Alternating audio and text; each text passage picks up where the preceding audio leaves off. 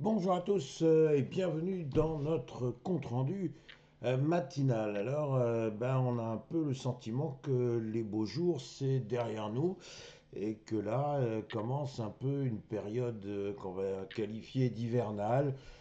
Ça va pas très bien sur les marchés, donc on va chercher à comprendre pourquoi, sachant qu'en réalité, il faut le calme des vieilles troupes. En d'autres termes, il ne faut pas paniquer. C'est quand même bien normal que des marchés ressentent le besoin de ce que l'on appelle, nous, dans notre jargon, une respiration. Donc, les marchés, hier, eh bien, ils ont respiré, ils ont cherché de l'air ou de l'oxygène. Alors, voyons voir immédiatement ce qui s'est passé sur le CAC 40, notre brave CAC 40, qui a connu une journée d'émotion. Pourquoi journée d'émotion? Eh bien, on voit que il est parti d'un découragement assez important à l'ouverture. Il est même parti en panique si on regarde la longue mèche inférieure de cette bougie qui caractérise la séance de mardi. Mais bon, et les acheteurs étaient quand même encore là, de sorte que le CAC 40 ne perd que moins 0,52% et s'installe au-dessus des 8000 points. Alors c'est très symbolique, mais c'était important de ne pas aller casser les 8000 points. Et je rappelle qu'en séance, on les avait bel et bien cassés, qu'il y a eu ce mouvement de panique. Cela fait plusieurs jours que j'évoque avec vous un gap, ce gap que je laisse sur mon graphique avec une belle ellipse rose, et l'on voit bien la base du gap qui se situe par ici, vous voyez, l'approche de cette ligne de support en bleu. Et donc, la question est toujours la même, est-ce qu'un gap a vocation à être comblé? La réponse est sur un plan purement statistique, certainement oui, 3 fois oui. Alors bien évidemment, il y a des gaps qui sont parfois totalement oubliés, mais on peut venir dire sans se tromper que c'est extrêmement rare. L'autre question sur les gaps, qui est vraiment la question à la crème, vous avez 4 heures pour y répondre. Est-ce qu'un gap est comblé rapidement? Est-ce qu'il est comblé tardivement? Qu'est-ce qui explique qu'il y a un comblement prématuré? Qu'est-ce qui explique qu'il y a un comblement retardé? Autant de questions qui dépendent généralement de la naissance de ce gap. Là, un gap comme celui-ci, c'est clairement la démonstration qu'il y a eu une très très forte impatience de la part des acheteurs. Ils ont voulu repartir et vite à la hausse. Alors donc, une hausse généralement appelle d'autres hausses et l'on voit bien qu'il y a eu effectivement toute une période où les acheteurs ont dominé la situation, ils n'ont pas laissé respirer les vendeurs. C'est si vrai que le CAC 40 en a profité après ce magnifique gap pour réaliser, j'allais dire enfin, un plus haut historique, un plus haut annuel. C'était d'autant plus méritoire ou méritant que, vous le savez déjà, il y avait pendant ce temps-là une véritable crise politique, une assemblée des parlementaires en ébullition. Bref, si on est méchant, on dira une assemblée où il y avait du n'importe quoi avec une course à l'échalote en termes de fiscalité. Bref, tout ceci aurait pu provoquer un profond découragement de la part des opérateurs. Eh bien non, je ne reviens pas sur les raisons qui ont poussé le CAC 40 à monter alors même qu'il était littéralement englué par, encore une fois, cette crise que certains qualifient carrément de régime. Donc nous n'en sommes plus là et maintenant on voit qu'après l'arrivée sur 8260 points, toute une suite de petites bougies d'hésitation hein, ces petites bougies sans corps, j'en parle aussi très régulièrement, bah, on voit que à force d'hésiter, bah, il y a eu carrément des vendeurs qui ont dit c'est sûr, maintenant c'est à notre tour.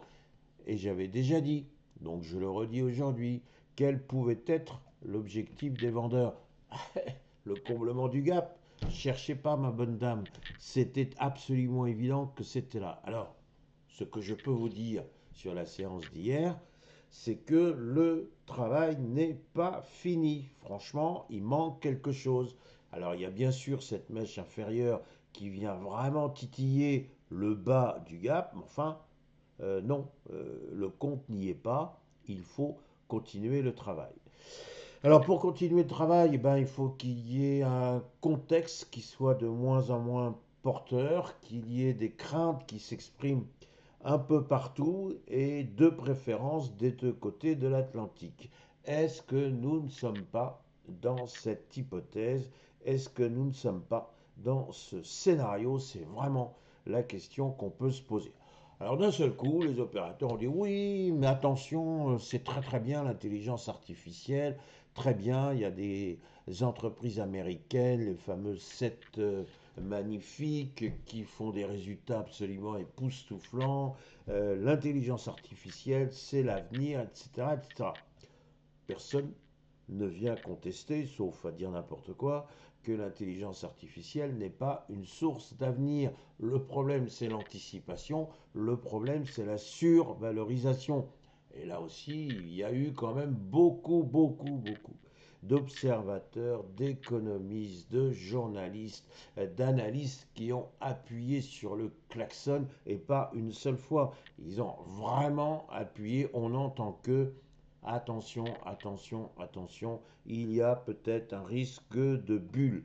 Alors nous n'avons pas le temps de rentrer dans cette discussion sur le fait de savoir s'il y a une bulle de l'intelligence artificielle similaire à celle de la bulle Internet des années 2000. Toujours est-il que s'il fallait un prétexte pour les vendeurs, eh bien ils l'ont trouvé en disant bon bah finalement les résultats maintenant on les connaît, la saison des résultats eh bien elle approche son crépuscule et donc il faut peut-être qu'on se préoccupe d'autre chose et si effectivement il ne serait pas temps de s'interroger sur la valorisation des grandes technologiques. Alors le Nasdaq a pris hier une grande claque, on va le voir, et évidemment bah, cette claque elle s'est répercutée notamment sur les indices européens. Notre CAC 40 est donc parfaitement mûr pour continuer son petit périple baissier qui devrait lui permettre de retrouver son objectif premier, à savoir le comblement du gap. La boucle est bouclée, le gap est bouclé, si je puis dire. Alors voilà ce que je voulais vous dire sur le CAC 40. Certains me diront, est-ce qu'il y a une opportunité pour immédiatement passer à l'achat? Personnellement, je ne le pense pas. Il ne faut pas forcément se précipiter. Il faut attendre de savoir quelle est la direction que veut prendre le train. Et donc pour l'instant, le train, il est en train de se diriger encore une fois vers le comblement du gap. Chaque chose en son temps. Pour l'instant, je ne suis pas persuadé qu'il y ait opportunité à se précipiter pour des acquisitions. Sur notre S&P 500, alors le voilà, notre brave S&P 500, eh ben lui aussi il a connu une claque et quand même, quand le S&P 500 perd plus de 1%, c'est quand même un fait plus ou moins notable. Encore une fois, n'oubliez pas que c'est un gros paquebot avec 500 entreprises et pas n'importe lesquelles, les plus grosses qui font l'économie américaine. Et donc ce paquebot, bah, quand il va dans un sens ou qu'il va dans un autre, ça veut dire quand même qu'il y a 500 entreprises qui, plus ou moins, sont en train effectivement de provoquer la direction, de prendre le chemin. Donc, encore une fois, le paquebot ne se manie pas comme une petite moto, on ne fait pas aisément des créneaux. Alors quand il y a une baisse de plus de 1%, c'est toujours effectivement quelque chose qui attire l'attention. Et là, regardez bien ce qui s'est passé sur le S&P 500. Vous avez une petite bougie avec une longue mèche supérieure. Qu'est-ce que ça veut dire? Ça veut dire que les acheteurs qui ont voulu essayer de faire quelque chose, eh bien, ils ont subi un contre-pied. Ce contre-pied, eh ben, ça a permis finalement la présence de rouge sur cette bougie. Donc les vendeurs ont plutôt gagné la partie. Et regardez où s'est arrêté le S&P 500. Je ne l'invente pas, ce n'est pas le hasard, croyez-moi, c'est parfaitement bien construit par les grands opérateurs. Le S&P 500 revient très exactement sur son support des 6770 points. Il clôture le coquin à 6771 points à 55. Alors, la question, vous l'avez en même temps que moi. Il y a un gap ici, il y avait un gap là, et puis encore un gap ici. On est dans ce que j'ai titré le jeu de gap. Donc, on va essayer de combler déjà ce premier gap. On pense à celui-là, et j'allais dire, on verra après. Alors pour l'instant, il n'y a pas de gros dégâts, hein.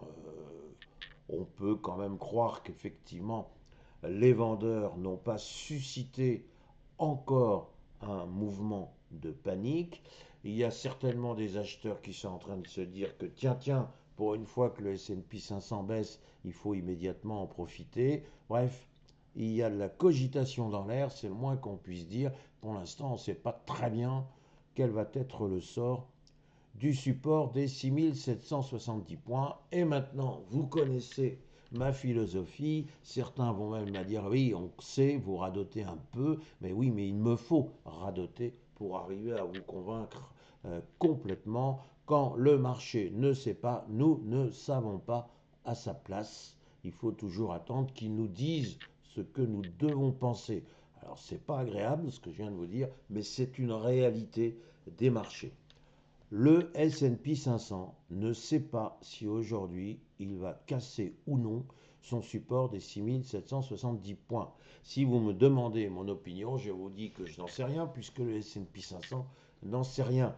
La seule chose que je peux vous dire, c'est que c'est quand même bien tentant d'aller combler le gap ici, donc de décliner en deçà des 6770 points. Mais d'un autre côté, un support, c'est un support. Ça attire toujours des acheteurs qui voient là une opportunité. Donc, qu'est-ce que l'on va faire?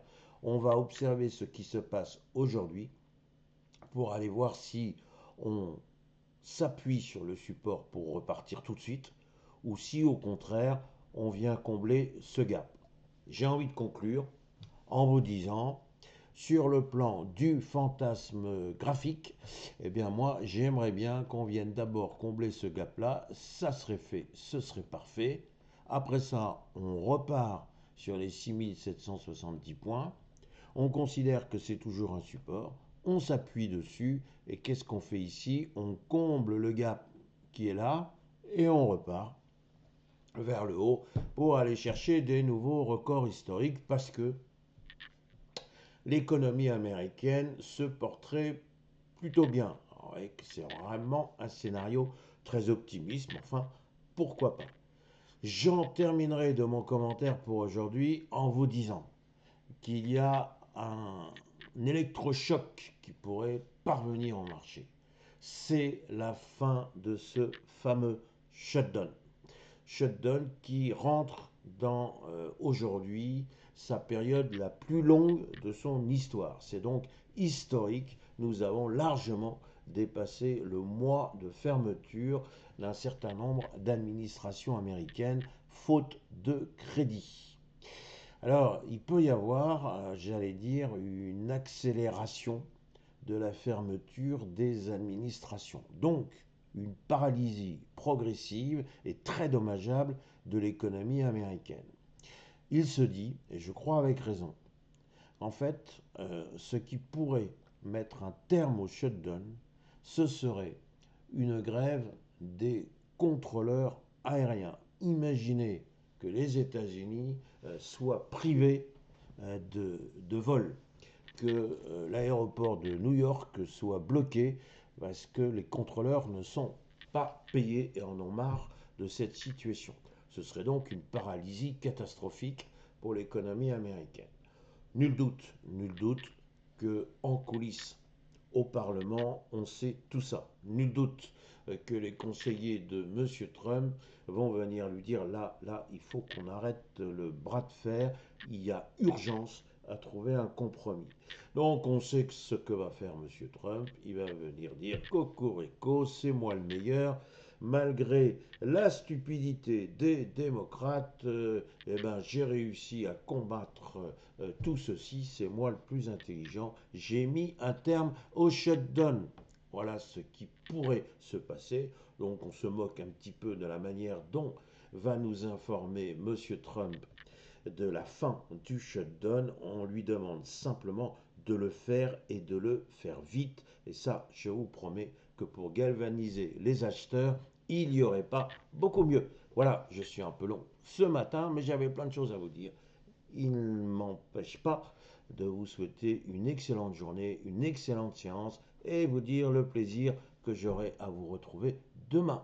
Au revoir.